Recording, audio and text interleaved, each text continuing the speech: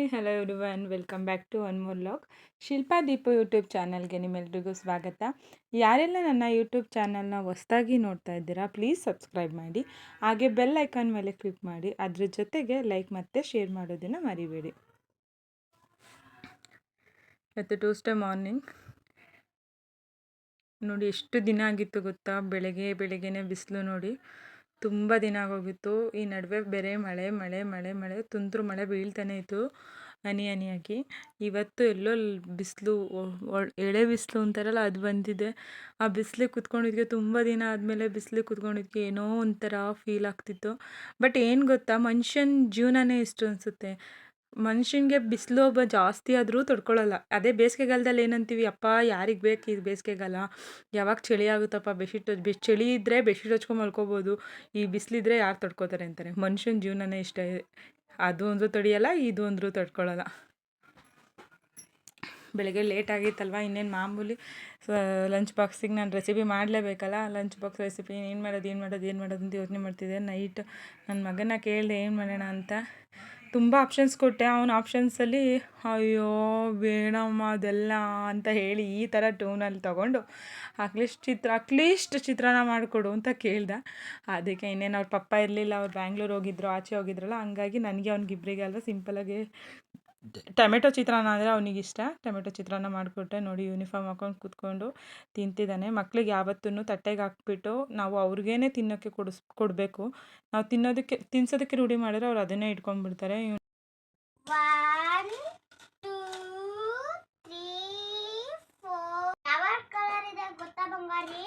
Green, yellow, orange, pink. ಹಿಂದಿಲಿ ಹೇಳ್ಕೊಳ್ಳೋಣ. ಅರ, ಪೀಲಾ, ಗುಲಾಬಿ, ಗುಲಾಬಿ, ನಾರಂಗಿ, ಸಫೇದ್. ಇಲ್ಲಿ ಸಫೇದ್. ಚಿರು ಬಾರೋ, ಟೈಮ್ ಆಯ್ತು. ಹೋಗಮ್ಮ, ನಮ್ಮ ತಮ್ಮ ಬೇಜಾರು ಮಾಡ್ಕೊಂತ. ನಾನು ಹೋಗಲ್ಲ ಕಣಮ್ಮ. ಯಾಕೆ ಬೇಜಾರು ಮಾಡ್ಕೊಂತಾನೆ? ಇಲ್ಲ, ನಾನು ಹೋಗಲ್ಲ, ಏನೇ ಇದ್ರು ಹೋಗಲ್ಲ. ನಿನ್ನ ತಮ್ಮ ಹೋಗ್ಬೇಡ ಅಂದಿದ್ದಾನಾ? ಹೋಗ್ಬೇಡ ಬಿಡತ್ಲಾಗಿ. ಅಯ್ಯೋ, ಟೆಸ್ಟ್ ಇದೆ ಮಮ್ಮಿ. ಬಿಡು, ಬೇಡ. ಇಲ್ಲ ಕಣ ಮಮ್ಮಿ, ಹೋಗ್ಬೇಕು. ಬೇಜಾರು ಮಾಡ್ಕೊಬಾರ ಬಂಗೋರ್ಗಿ, ಆಯ್ತಾ? ಬಂದ್ಬಿಡ್ತೀನಿ, ಮಧ್ಯಾಹ್ನಕ್ಕೆ ಬಂದ್ಬಿಡ್ತೀನಿ, ಆಯ್ತಾ? ಅವಾಗ ಬರ್ತೀನಿ, ಆಯ್ತಾ? ಹೌದೌದು, ವ್ಯಾನ್ಗೆ ಸುಮ್ಮನೆ ಫೀಸ್ ಕಟ್ತಾ ಇದೀವಲ್ವಾ. ಪ್ಲೀಸ್ ಅಮ್ಮ, ಒಂದ್ಸಲಿ ಕಳ್ಸೋ.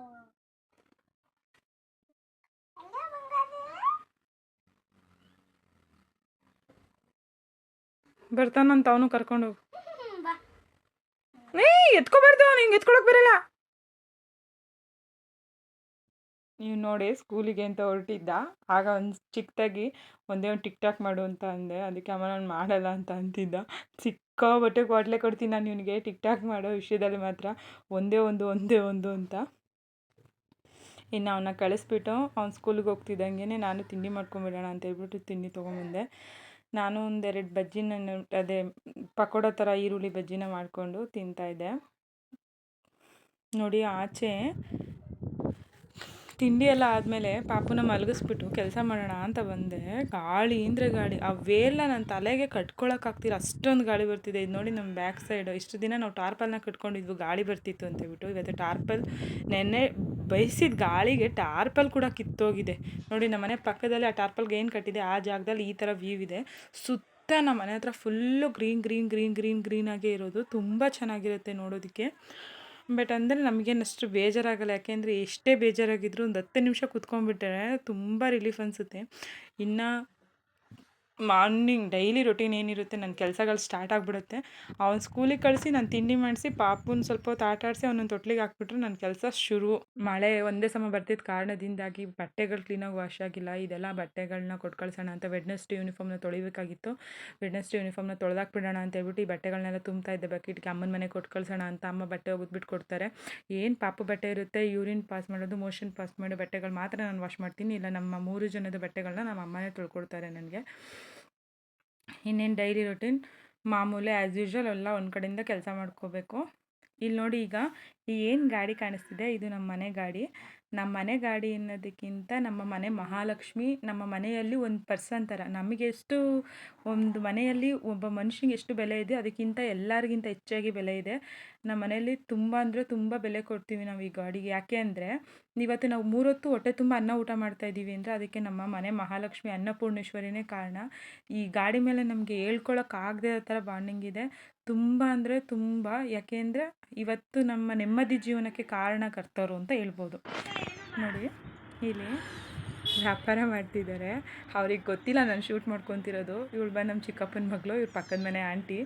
ಇಲ್ಲಿ ಮಸಾಲೆ ಐಟಮ್ಸ್ನೆಲ್ಲ ಮಾರ್ಕೊಂಬಂದಿದ್ದಾರೆ. ಅವಳು ಅವ್ರ ಹತ್ರ ವ್ಯಾಪಾರ ಮಾಡ್ತಿದ್ದಾಳೆ. ಅವಳಿಗೆ ಗೊತ್ತಿಲ್ಲ ನಾನು ಶೂಟ್ ಮಾಡ್ಕೊಳ್ಳೋದು. ಹಳ್ಳಿ ಅಂದರೆ ಇದೇ ಥರನೇ, ಎಲ್ಲ ಮಾರ್ಕೊಂಡು ಬಂದುಬಿಡ್ತಾರೆ. ವ್ಯಾಪಾರ ಎಲ್ಲ ಇಲ್ಲೇ ಸಿಗುತ್ತೆ. ಎಲ್ಲ ತರಕಾರಿಗಳು, ಈರುಳ್ಳಿ, ಬೆಳ್ಳುಳ್ಳಿ ಪ್ರತಿಯೊಂದು ಮಾರ್ಕೊಂಡು ಬರ್ತಾ ಇರ್ತಾರೆ. ಆ್ಯಸ್ ಯೂಶ್ವಲ್ ಎಲ್ಲ ಸಿಗುತ್ತೆ, ಪರವಾಗಿಲ್ಲ. ನೋಡಿ ಈ ಥರ ಎಲ್ಲ ಪಾತ್ರೆ ಎಲ್ಲ ತೊಳೆದಿದ್ದೆ ಅಲ್ವಾ. ಇನ್ನು ಪಾಪು ಮೋಷನ್ ಬಟ್ಟೆ, ಯೂರಿನ್ ಪಾಸ್ ಬಟ್ಟೆ ಎಲ್ಲ ತೊಳಿಬೇಕಂತ ಹೇಳ್ಬಿಟ್ಟು ಸರ್ಪಿನ ಪುಡಿ ಹಾಕ್ಬಿಟ್ಟು ಸ್ವಲ್ಪ ಕ್ಲೀನ್ ಮಾಡ್ಕೊಳ್ಳೋಣ ಅಂತೇಳಿ. ಪಾಚಿ ಥರ ಕಟ್ಟಿರುತ್ತಲ್ವ, ನಾನು 2 ದಿನಕ್ಕೊಂದ್ಸಲಿ ತುಂಬ ಪಾತ್ರೆಗಳೆಲ್ಲ ತೊಳೆದಾಗ ಜಿಡ್ಡೆಲ್ಲ ಬಿದ್ದಿರುತ್ತಲ್ಲ ಅಂತ ಹೇಳ್ಬಿಟ್ಟು ಪಾಪು ಬಟ್ಟೆ ತೊಳೋಕ್ಕಿಂತ ಮುಂಚೆ ಈ ಥರ ಸರ್ಪಿನ ಪುಡಿ ಹಾಕಿ ಚೆನ್ನಾಗಿ ವಾಶ್ ಮಾಡ್ಕೊಂಡ್ಬಿಡ್ತೀನಿ. ವಾಶ್ ಮಾಡಿಕೊಂಡ್ರೆ ಅಲ್ಲಿ ಕ್ಲೀನಾಗಿರುತ್ತೆ. ಯಾಕೆಂದರೆ ಈಗ ಎಲ್ಲ ಕಡೆ ಸೊಳ್ಳೆಗಳು ಎಲ್ಲ ಬಂದು ಡೆಂಗ್ಯೂ ಅಂತೆಲ್ಲ ಅಂತಿದ್ದಾರೆ. ಮಕ್ಕಳಿರೋ ಮನೆ ಅಂದಮೇಲೆ ನಾವು ಕ್ಲೀನಾಗಿ ಇಟ್ಕೊಳ್ಳೋದು ತುಂಬ ಮುಖ್ಯ. ಮನುಷ್ಯನಿಗೆ ದೇವರು ಬಡತನ ಕೊಟ್ಟಿರ್ತಾನೆ, ಆದರೆ ಕೊಳಕ್ತನ ಕೊಟ್ಟಿರಲ್ಲ. ಇದನ್ನ ಎಲ್ಲರೂ ಕ್ಲೀನಾಗಿ ಅರ್ಥ ಮಾಡ್ಕೋಬೇಕು ಅಷ್ಟೇ. ಎಂಥವರು ಕೂಡ ಕ್ಲೀನಾಗಿರೋದಷ್ಟೇ ಇಂಪಾರ್ಟೆಂಟ್ ಆಗುತ್ತೆ. ಇಲ್ಲಿ ನೋಡಿ ಬಟ್ಟೆಗಳನ್ನ ಸಪ್ರೇಟಾಗಿ ನೆನೆ ಹಾಕ್ತಿದ್ದೀನಿ ನಾನು. ಯಾಕೆಂದರೆ ಯೂರಿನ್ ಪಾಸ್ ಮಾಡಿರೋ ಬಟ್ಟೆ, ಮೋಷನ್ ಮಾಡಿರೋ ಬಟ್ಟೆನ ಸಪ್ರೇಟಾಗಿ ನೆನೆ ಹಾಕ್ಕೊಂಡ್ರೆ ಪ್ರಾಬ್ಲಮ್ ಏನಿಲ್ಲ, ತೊಳೆಯೋದಕ್ಕೆ ಈಸಿ ಆಗುತ್ತೆ ಅಂತ ಅಷ್ಟೇ. ಅದಾದಮೇಲೆ ಬೇಗ ಫಾಸ್ಟಾಗಿ ಬಟ್ಟೆ ಒಕ್ಕೊಂಬಿಡೋಣ ಅಂತೇಳ್ಬಿಟ್ಟು ಒಕ್ಕೊಂಡೆ. ಆಮೇಲೆ ಕಂಫರ್ಟ್ ಆಗ್ತೇವೆ ಮಗು ಬಟ್ಟೆಗೆಲ್ಲ ಕಂಫರ್ಟ್ ಹಾಕ್ಬೇಕಲ್ವ. ಮಕ್ಕಳು ಹಾಕ್ಕೊಳ್ಳೋ ಬಟ್ಟೆಗಳನ್ನ ನಾವು ಎಷ್ಟು ಹೈಜಿನಿಕ್ಕಾಗಿ ಇಟ್ಕೋತೀವಿ ಮಕ್ಕಳನ್ನ, ಅದ್ರ ಮೇಲೆ ಮಕ್ಕಳು ಆರೋಗ್ಯ ಇದಾಗುತ್ತೆ. ಡೆಟಾಯ್ಲು ಮತ್ತು ಕಂಫರ್ಟ್ನ ಯೂಸ್ ಮಾಡ್ತೀನಿ ನಾನು ಅವಾಗವಾಗ. ಬಟ್ಟೆ ನೆನೆಸ್ಬೇಕಾದ್ರೇ ಡೆಟಾಯ್ಲ್ನ ಯೂಸ್ ಮಾಡಿರ್ತೀನಿ, ಅದನ್ನು ತೋರಿಸ್ತಿಲ್ಲ, ಸಾರಿ. ಈಗ ಕಂಫರ್ಟಲ್ಲಿ ಎಲ್ಲ ವಾಶ್ ಮಾಡಿಟ್ಟಿರೋ ಬಟ್ಟೆನೆಲ್ಲ ಕಂಫರ್ಟಲ್ಲಿ ನೆನೆ ಹಾಕಿ ತುಂಬ ಹೊತ್ತು ಒಂದು 1/2 ಅವರ್ ಬಿಟ್ಟು ಆಮೇಲೆ ಒಣಗಾಕ್ತೀನಿ. ಇನ್ನು ಮಧ್ಯಾಹ್ನಕ್ಕೆ ರೈಸ್ಗೆ ಇಟ್ಕೊಂಡು ಮಟನ್ ಸಾಂಬಾರಿಗೆ ಆವಾಗಲೇ ಇದನ್ನು ತೋರಿಸ್ಲಿಲ್ಲ. ಆ್ಯಸ್ ಯೂಶ್ವಲ್ ಎಲ್ಲರೂ ಮಾಡ್ದಂಗೆ ನಾನು ಮಟನ್ ಸಾಂಬಾರು ಮಾಡಿದ್ದೀನಿ. ಇವತ್ತು ಮಂಗಳವಾರ ಆಗಿದ್ದರಿಂದ ಅಪ್ಪ ಮಟನ್ ತಂದು ಕೊಟ್ಟಿದ್ರು ನಮ್ಮ ಅಪ್ಪಾಜಿ. ಹಂಗಾಗಿ ಮಟನ್ ಸಾಂಬಾರು ಮಾಡಿದ್ದೆ. ಅದ್ರ ಜೊತೆಗೆ ನನಗೆ ಅಂತ ಹೇಳ್ಬಿಟ್ಟು ಮಟನ್ದು ಲಿವರು ಮತ್ತು ಬಟ್ಟಿ ಅಂತ ಏನು ಬರುತ್ತೆ ಅದನ್ನು ತಂದುಕೊಟ್ಟಿದ್ರು ಎಕ್ಸ್ಟ್ರಾ. ಬಾಣಂತಿಲಿ ಇದನ್ನೆಲ್ಲ ತಿಂದರೆ ತುಂಬ ಒಳ್ಳೆಯದು ಅಂತೇಳ್ಬಿಟ್ಟು ತಂದುಕೊಟ್ಟಿದ್ರು. ಬಟ್ಟಿ ಅನ್ನೋದನ್ನು ಸುಟ್ಕೊಂಡು ತಿಂತೀನಿ, ನಂಗೆ ತುಂಬ ಇಷ್ಟ ಇದು. ನೋಡಿ ಇದನ್ನು ಲಿವರ್ ಫ್ರೈ ಬಂದುಬಿಟ್ಟು ನಾನೇ ಓನ್ ರೆಸಿಪಿ ಮಾಡ್ತಾ ಇರೋದು. ಇದು ಯಾವುದನ್ನೇ ಥರ ಯಾರು ಹೇಳ್ಕೊಟ್ಟಿರೋದಲ್ಲ, ಏನಿಲ್ಲ. ಆವಾಗವಾಗ ನಾನು ಓನ್ನಾಗಿ ಏನೇನಾದರೂ ರೆಸಿಪೀಸ್ನ ಮಾಡ್ತಾಯಿರ್ತೀನಿ. ಅದನ್ನು ನಿಮ್ಮ ಜೊತೆ ಇವತ್ತು ನಾನು ಶೇರ್ ಮಾಡ್ಕೊತಾ ಇದ್ದೀನಿ. ಮಟನ್ ಲಿವರ್ ಸುಕ್ಕ ಅಂತ. ಮಟನ್ ಲಿವರ್ ಸುಕ್ಕ ಅಂದರೆ ಯಾಕೆ ಅಂದರೆ ಇದಕ್ಕೆ ನಾನು ಮುಂದೆ ಹೇಳ್ತೀನಿ ಏನು ಯೂಸ್ ಮಾಡಿದ್ದೆ ಅಂತ. ನೋಡಿ ಈರುಳ್ಳಿ ಫಸ್ಟ್ ಆಯಿಲ್ನ ಬಿಟ್ಕೊಂಡು 2 ಹಸಿಮೆಣ್ಸಿನ್ಕಾಯಿ, 1 ಈರುಳ್ಳಿನ ಮಾತ್ರ ನಾನು ತೊಗೊಂಡಿದ್ದೀನಿ ಅಷ್ಟೇ ಒಗ್ಗರಣೆಗೆ. ಅದಾದಮೇಲೆ ಲಿವರ್ನ ಹಾಕ್ಕೊಂಡು ಸ್ವಲ್ಪ ಫ್ರೈ ಆದಮೇಲೆ ಅದು ಸ್ವಲ್ಪ ಕಲರ್ ಚೇಂಜ್ ಆಗಬೇಕು. ಆವಾಗ ಕಲರ್ ಚೇಂಜ್ ಆದಮೇಲೆ ಸ್ವಲ್ಪ ಅರಿಶಿನ ಪುಡಿ, ಸ್ವಲ್ಪ ಸಾಲ್ಟನ್ನ ಆವಾಗಲೇ ಹಾಕೋಬೇಕು. ಯಾವತ್ತೇ ಆಗಲಿ ಮಟನ್ ಅಡುಗೆ ಮಾಡೋರು, ನಾನ್ ವೆಜ್ ರೆಸಿಪೀಸ್ನ ಮಾಡೋರು ಈ ಉಪ್ಪನ್ನ ಫಸ್ಟೇ ಇನ್ಕ್ಲೂಡ್ ಮಾಡ್ಕೋಬೇಕು. ಈಗ ನೋಡಿ ಗರಂ ಮಸಾಲ, ಇದು ನೋಡಿ ಪೆಪ್ಪರ್ ಪೌಡರು. ಇದು ಯಾವುದೇ ಥರ ಆಚೆ ಪೌಡರ್ಸ್ ಅಲ್ಲ, ಇದು ಮನೆಯಲ್ಲೇ ನಾನು ಮಾಡ್ಕೊಂಡಿರ್ತಕ್ಕಂಥ ಪೌಡರು. 2 ಅಷ್ಟೇ. ಯಾವುದೇ ಒಂದು ಪೌಡರ್ ಆಗಲಿ ಅದು ನಾನೇ ಮಾಡ್ಕೋತೀನಿ. ಗರಂ ಮಸಾಲ ಮತ್ತು ಪೆಪ್ಪರ್ ಪೌಡರ್ನ ಹಾಕ್ಬಿಟ್ಟು ಸ್ವಲ್ಪ ಡೀಪ್ ಫ್ರೈ ಮಾಡಿದೆ. ಚೆನ್ನಾಗಿ ಫ್ರೈ ಆಗಬೇಕಿದು. ಅದು ಫುಲ್ ಕಲರ್ ಯಾವ ರೇಂಜಿಗೆ ಅಂದರೆ ಚೇಂಜ್ ಆಗಬೇಕು. ಈ ಖಾರ ಏನಿದೆ ಇದೇ ಮೇನ್ ರೀಸನ್ ಇದಕ್ಕೆ ಟೇಸ್ಟಿಗೆ. ಇದೇನು ಉಪ್ಪೆಸರು ಖಾರ ಅಂತ ಇರುತ್ತೆ ಗೊತ್ತಾ? ಈ ಮಂಡ್ಯ ಸೈಡಲ್ಲೆಲ್ಲ ಈ ಉಪ್ಸಾರು ಅಂತ ಮಾಡ್ತಾರೆ. ಉಪ್ಸಾರುಗೆ ಉಪ್ಪೆಸರು ಖಾರ ಮಾಡಿರ್ತಾರಲ್ಲ, ಆ ಉಪ್ಪೆಸರು ಖಾರನ 1 ಸ್ಪೂನ್ ತೊಗೊಂಡು ಅದಕ್ಕೆ 1 ಗ್ಲಾಸ್ ಕಾಫಿ ಕುಡಿತೀವಲ್ಲ ಆ ಗ್ಲಾಸಲ್ಲಿ 1 ಗ್ಲಾಸ್ ನೀರನ್ನ ಮಿಕ್ಸ್ ಮಾಡಿಕೊಂಡು, ಇದೇನು ನೀರು ಹಾಕಿದ್ದೀನಿ ಇದಿಷ್ಟೇ ನೀರು ಹಾಕ್ತಿರೋದು ಅದಕ್ಕೆ. ಇದು ಮಾಡಬೇಕಾದ್ರೆ ತುಂಬ ತಳ ಒತ್ತುತ್ತೆ. ಹುಷಾರಾಗಿ ಕೈ ಆಡಿಸ್ಕೊಂಡು ಮಾಡಬೇಕು, ಇಲ್ಲ ಅದೆಲ್ಲ ಸೀದೋಗ್ಬಿಟ್ರೆ ಟೇಸ್ಟೇ ಸಿಗೋಲ್ಲ. ಇದನ್ನ ಏನು ಇವಾಗ ಆ್ಯಡ್ ಮಾಡ್ತಾಯಿದ್ದೀನಿ ನೋಡಿ. ಆದರೂ ನಾನು ಇಷ್ಟು ಮೇಲೆ ಕೆಳಗಡೆನೇ ಸ್ಪೂನಲ್ಲಿ ಇದು ಮಾಡಿದ್ರು ಕೂಡ ಸ್ವಲ್ಪ ಕೆಳಗಡೆ ತಳ ಹಿಡಿತಾ ಇದೆ. ಅದಕ್ಕೋಸ್ಕರ ಯಾವಾಗಲೂ ಕೈ ಆಡ್ತಾನೆ ಇರಬೇಕು. ಇಲ್ಲ ಅಂದರೆ ಅದು ಲಿವರ್ ಆಗಿರೋದ್ರಿಂದ ಸ್ವಲ್ಪ ಅದೇನು ಈ ತಳ ಹಿಡಿದ್ಬಿಟ್ರೆ ಅದ್ರ ಟೇಸ್ಟೇ ಚೇಂಜ್ ಆಗೋಗ್ಬಿಡುತ್ತೆ. ಹಂಗಾಗಿ ತಳ ಹಿಡಿಸ್ಬಾರ್ದು. ನೋಡಿ ಇದಕ್ಕೆ ಸ್ವಲ್ಪ ಕೊತ್ತಂಬರಿ ಸೊಪ್ಪು ಹಾಕ್ಬಿಟ್ರೆ ಮುಗೀತು. ಇಷ್ಟೇ ಈ ರೆಸಿಪಿ. ತುಂಬ ಈಸಿಯಾಗಿ ಸಿಂಪಲ್ಲಾಗಿ ಕ್ವಿಕ್ಕಾಗಿ ಆಗುತ್ತೆ. ಮಟನ್ ಸಾರು, ಮುದ್ದೆ, ಲಿವರ್ ಫ್ರೈ ತುಂಬ ಚೆನ್ನಾಗಿತ್ತು. ಮಧ್ಯಾಹ್ನದ ಊಟ ಮಾಡ್ಕೊಂಬಿಟ್ಟು ಸ್ವಲ್ಪ ಹೊತ್ತು ರೆಸ್ಟ್ ಮಾಡೋಣ ಅಂತ ಅಂದ್ಕೊಂಡಿದ್ದೀನಿ. ಟಯರ್ಡ್ ಆಗಿದೆ ಸ್ವಲ್ಪ. ನೋಡಿ 5 ಆಯಿತು. ಹಸ್ಬೆಂಡ್ ಸ್ನ್ಯಾಕ್ಸ್ ತೊಗೊಂಬಂದಿದ್ರು. ತಿಂದ್ಬಿಟ್ಟು ನೆಕ್ಸ್ಟು ರೊಟೀನ್ ಮಾಡೋಣ ಕೆಲಸಗಳನ್ನ, ಹೋಮ್‌ವರ್ಕ್ ಎಲ್ಲ ಮಾಡಿಸ್ಬೇಕು ಪಾಪುಗೆ. ಇವತ್ತಿನ ವ್ಲಾಗ್‌ನ ಇಲ್ಲಿಗೆ ಮುಗಿಸ್ತಾ ಇದ್ದೀನಿ. ನಾಳೆ ಮತ್ತೊಂದು ವ್ಲಾಗ್ ಜೊತೆ